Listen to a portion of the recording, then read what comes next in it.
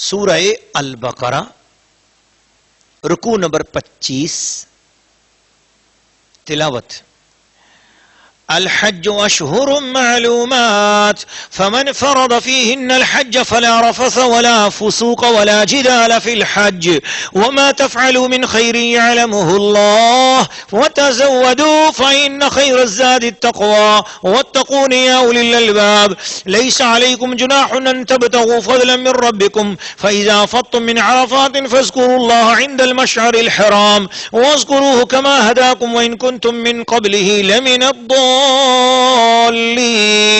ثم افيضوا من حيث افاض الناس واستغفروا الله ان الله غفور رحيم فاذا قضيتم مناسككم فاذكروا الله كذكركم آباءكم وشد ذكرا فمن الناس من يقول ربنا آتنا في الدنيا وما له في الآخرة من خلاق ومنهم من يقول ربنا آتنا في الدنيا حسنة وفي الآخرة حسنة وقنا عذاب النار أولئك لهم نصيب مما كسبوا والله سريع الحساب واذكروا الله في أيام معدودات فمن تعجل في يومين فلا إثم عليه ومن تأخر فلا إثم عليه لمن اتقى واتقوا الله واعلموا أنكم إليه تحشرون ومن الناس من يعجبك قوله في الحياة الدنيا ويشهد الله على ما في قلبه وهو ألد الخصام وإذا تولى سعى في الأرض ليفسد فيها ويهلك الحرث والنسل والله لا يحب الفساد وإذا قيل له اتق الله أخذته العزة بالإثم وحسبه جهنم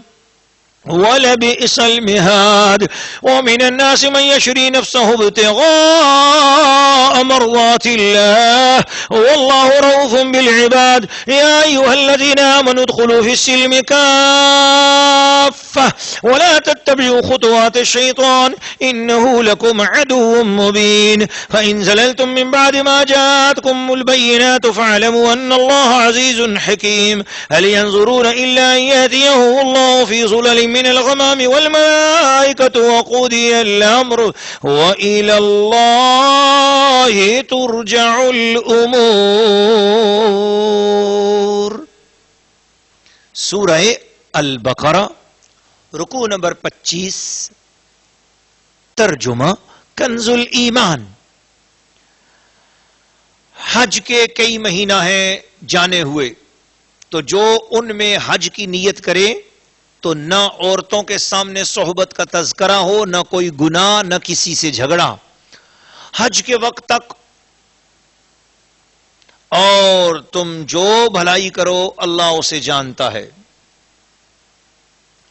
اور توشہ ساتھ لو کہ سب سے بہتر توشہ پرہیزگاری ہے اور مجھ سے ڈرتے رہو اے عقل والو نہیں کہ اپنے رب کا فضل تلاش کرو تو جب عرفات سے پلٹو تو اللہ کی یاد کرو مشعر حرام کے پاس اور اس کا ذکر کرو جیسے اس نے تمہیں ہدایت فرمائی بے شک اس سے پہلے تم بہکے ہوئے تھے پھر بات یہ ہے کہ اے قریشیو تم بھی وہیں سے پلٹو جہاں سے لوگ پلٹتے ہیں اور اللہ سے معافی مانگو بے شک اللہ بخشنے والا مہربان ہے پھر جب اپنے حج کے کام پورے کا ذکر کرو جیسے اپنے باپ دادا کا ذکر کرتے تھے بلکہ اس سے زیادہ اور کوئی آدمی یوں کہتا ہے کہ اے رب ہمارے ہمیں دنیا میں دے اور آخرت میں اس کا کچھ حصہ نہیں اور کوئی یوں کہتا ہے اے رب ہمارے ہمیں دنیا میں بھلائی دے اور ہمیں آخرت میں بھلائی دے اور ہمیں عذاب دوزخ سے بچا ایسوں کو ان کی کمائی سے بھاگ یعنی خوش نصیبی ہے اور اللہ جلد حساب کرنے والا ہے اور اللہ کی یاد کرو گنے ہوئے دنوں میں تو جلدی کر کے 2 دن میں جو چلا جائے اس پر کچھ گناہ نہیں اور جو رہ جائے تو اس پر کچھ گناہ نہیں پرہیزگار کے لیے اور اللہ سے ڈرتے رہو اور جان رکھو کہ تمہیں اس کی طرف اٹھنا ہے اور بعد آدمی وہ ہے کہ دنیا کی زندگی میں اس کی بات تجھے بھلی لگے اور اپنے دل کی بات پر اللہ کو گواہ لائے اور وہ سب سے بڑا جھگڑالو ہے اور جب پیٹھ پھیرے تو زمین میں فساد ڈالتا پھرے اور کھیتی اور جانیں تباہ کرے اور اللہ فساد سے راضی نہیں. اور جب اس سے کہا جائے کہ اللہ سے ڈرو تو اسے اور ضد چڑھے گناہ کی. ایسے کو دوزخ کافی ہے اور وہ ضرور بہت برا بچھونا ہے. اور کوئی آدمی اپنی جان بیچتا ہے اللہ کی مرضی چاہنے میں، اور اللہ بندوں پر مہربان ہے. اے ایمان والو، اسلام میں پورے داخل ہو اور شیطان کے قدموں پر نہ چلو. بے شک وہ تمہارا کھلا دشمن ہے.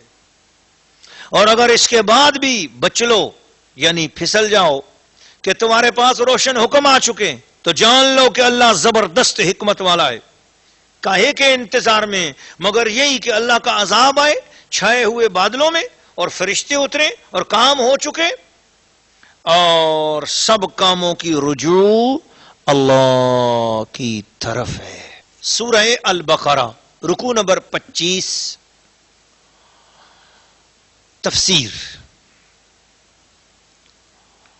ناظرین و ناظرات و سامعین و سامعات، الحمدللہ قرآن مجید فرقان حمید کی جو تفسیر ہم آپ کی خدمت میں رکھتے ہیں، یہ خلاصہ ہے منقول تفسیرات قرآنی کا، اور اس کو ہم آپ کے سامنے اسکرین پر بار بار ان تفاسیر کا حوالہ بھی آپ کے سامنے وہ اسکرین پر بار بار آ رہا ہوگا کہ جن تفاسیر کا خلاصہ الحمدللہ آپ کی خدمت میں پیش کیا جا رہا ہے. چونکہ وقت بہت مختصر ہے اور اس دورہ تفسیر قرآن کا مقصد یہ ہے کہ ہر روز ایک پارہ قرآن مجید کا ہو جائے، اور میلاد مصطفیٰ زیر سایہ قرآن مصطفیٰ کہ قرآن مجید فرقان حمید کے زیر سایہ ہم حضور کا میلاد بنا رہے ہیں. یہ الحمدللہ ایک عظیم الشان اپنی نوعیت کا اس دنیا بھر میں پہلا پروگرام ہے.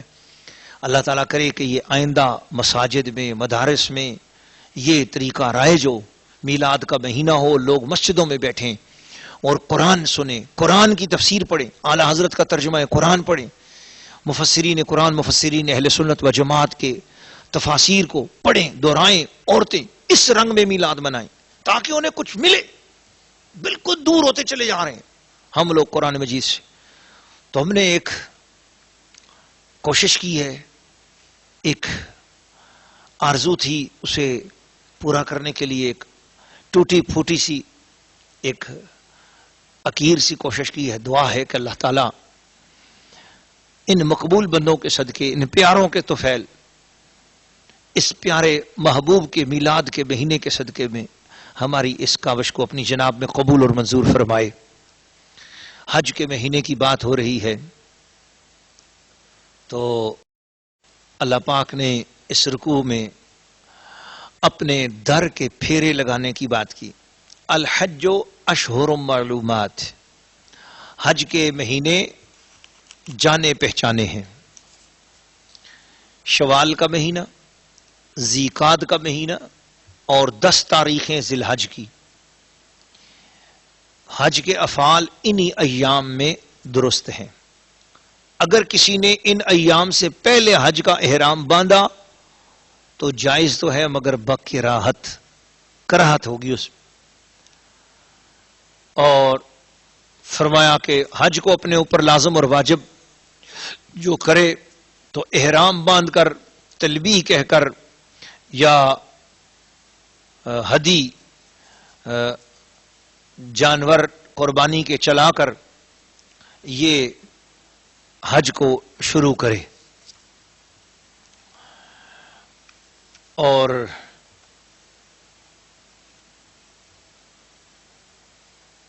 اس طرح گویا کہ اس نے حج کی نیت کر لی ہے. تو جب وہ حج کی نیت کر لے تو اب رفث کا مطلب ہے جمع، یعنی عورتوں کے سامنے ذکر جمع یا کلام فحش کرنا، اس کو رفث کہتے ہیں. نکاح اس میں داخل نہیں ہے. یہ مسئلہ یہ ہے کہ محرم یا محرمہ کے ساتھ نکاح جائز ہے، مجامعت جائز نہیں ہے حج کے دنوں میں. فسوق حج کے دنوں میں جائز نہیں. فسوق کیا ہے؟ معاصی اور سیئات، گناہ کے کام کرنا، یہ بھی حج کے دوران جائز نہیں. مثلا حاجی حج پر گیا ہوا ہے اور اس نے ساتھ والے کا موبائل دیکھا، بہت اچھا موبائل ہے، تو چوری کر لیا. یا ساتھ والے کے ریال چوری کر لیے یا ساتھ والے کا پاسپورٹ چوری کر لیا، گناہ کا اس کا آب زمزم چوری کر لیا. اب یہ وہ باتیں ہیں کہ جو فسوق میں آتی ہیں، یہ حج کے دوران جائز نہیں ہے. اور بہت ساری چیزیں، دوسرے کے خیمے پر قبضہ کر لیا، دوسرے کی سیٹ پر قبضہ کر لیا، یا دوسرے کی باری تھی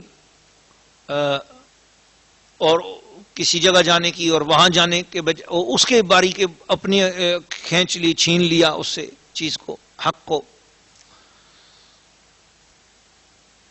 اور جدال سے مراد جھگڑا ہے اپنے دوستوں سے یا خادموں کے ساتھ یا غیروں کے ساتھ، تو یہ جھگڑا کرنا بھی جائز نہیں ہے حج کے دوران، اس کو منع کیا گیا. اس کے علاوہ حج کے بہت طریقے بھی بیان کیے گئے ہیں.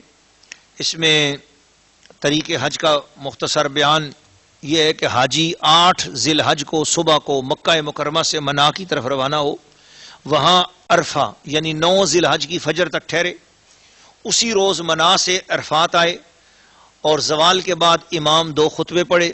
یہاں حاجی ظہر اور عصر کی نماز امام کے ساتھ ظہر کے وقت میں جمع کر کے پڑھے. ان دونوں نمازوں کے لیے اذان 1 ہوگی اور تکبیریں 2 ہوں گی، اور دونوں نمازوں کے درمیان سنت ظہر کے سوا کچھ نفل نہ پڑھے. اور اس جمع کے لیے امام اعظم ضروری ہے. اگر امام اعظم نہ ہو یا گمراہ بد مذہب ہو تو ہر ایک نماز علیحدہ علیحدہ اپنے وقت میں پڑھی جائے گی. اور عرفات میں غروب تک ٹھہرے، پھر مزدلفہ کی طرف لوٹے اور جبل قضا کے قریب اترے اور مزدلفہ میں مغرب اور عشاء کی نمازیں جمع کر کے عشاء کے وقت پڑھیں. فجر کی نماز خوب اول وقت اندھیرے میں پڑھے اور وادی محشر کے سوا تمام مزدلفہ اور بطن عرنہ کے سوا تمام عرفات موقف ہیں. جب صبح خوب روشن ہو روز نہر یعنی 10 ذی الحجہ کو منا کی طرف آئے اور بطن وادی سے جمرہ عقبہ کی 7 مرتبہ رمی کرے. پھر اگر چاہے تینوں جمروں کی رمی کرے، اس جمرہ سے شروع کرے جو مسجد کے قریب ہے، پھر اس کے بعد جو ہے تو اس طرح ہر ایک کی 7 مرتبہ رمی کرے، پھر اگلے روز ایسا ہی کرے، پھر اگلے روز ایسا ہی کرے، پھر مکہ مکرمہ کی طرف چلا آئے. دیگر تفصیل آپ کو کتابوں میں ملے گی. یہ ہے حج کا طریقہ.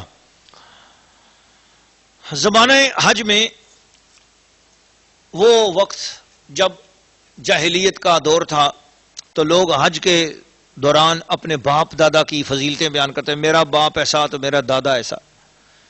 فرمایا لوگوں اپنے باپ دادا کی جس طرح باتیں کرتے ہو نا، فذکروا اللہ، اللہ کی یاد بھی اس طرح کرو.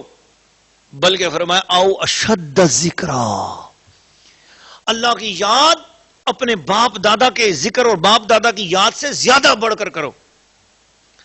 فَمِنَ النَّاسِ مَن يَقُولُ رَبَّنَا آتِنَا فِي الدُّنْيَا وَمَا لَهُ فِي الْآخِرَةِ مِنْ خَلَاقٍ. لوگوں میں سے کچھ لوگ ہیں جو آ کر کعبے میں، حج میں، عرفات میں، مزدلفہ میں، منا میں، ہر جگہ اللہ دنیا دے دنیا دے، یہ کام کر، دنیا ہی دنیا دنیا دنیا مانگتے پھرتے ہیں. ایسے حاجی وَمَا لَهُ فِي الْآخِرَةِ مِنْ خَلَاقٍ، دنیا دے دوں گا آخرت میں کچھ نہیں ملے گا.